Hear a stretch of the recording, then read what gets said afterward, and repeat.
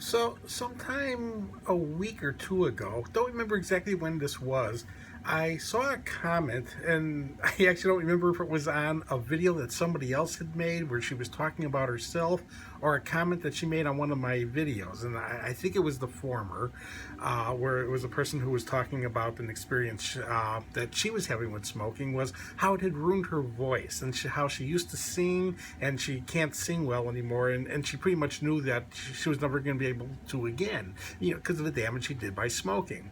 I wrote her a quick reply saying I needed to make a video about this. I thought that I had one, but I could not find it where I addressed a specific issue of how voices sometimes change when people quit smoking.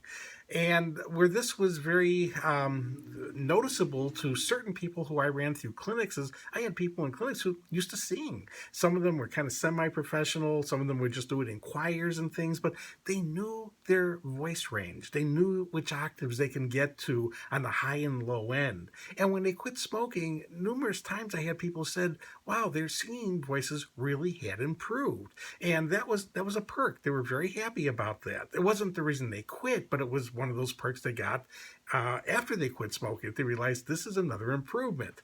There was another situation, though, which I also encountered, which I always found very humorous. I had women who would come in on panels sometimes and talk about one of their greatest benefits after they quit smoking was something that really used to annoy them. They would get cold sales calls at home.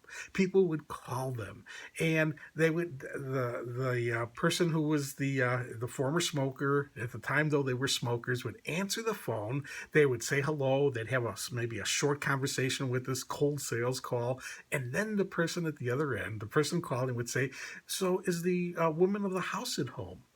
And they hated this because, see, they were the women of the house. They had just, because of their voice being so raspy, the person at the other end assumed this was the husband and they wanted to talk to the woman of the house. And they said that one of the greatest perks, because they did not like when this would happen, was it stopped. After they quit smoking, they weren't getting that comment as frequently anymore. So while these people may not have known their ranges and their octaves, they knew there was a difference, that this was an improvement that they have, that they don't get mistaken for a man now because of this, hoarse, raspy voice. Now, some people have done so much damage that this isn't going to come back, but a lot of people do get that improvement. But understand, what that was showing was the assault that was going on in the voice box. This could result in a lot more consequences than just a raspy voice. Again, it's one of the issues that is responsible for why smokers have more cancers of the voice box, of the larynx.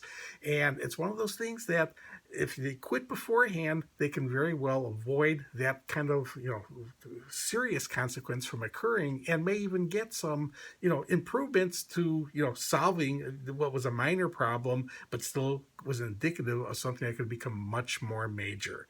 The way to reduce that kind of assault again, of ever happening again on your throat, as well as all the other organs which get involved when you're inhaling smoke, is still a matter of just making and sticking to a personal commitment to never take another puff.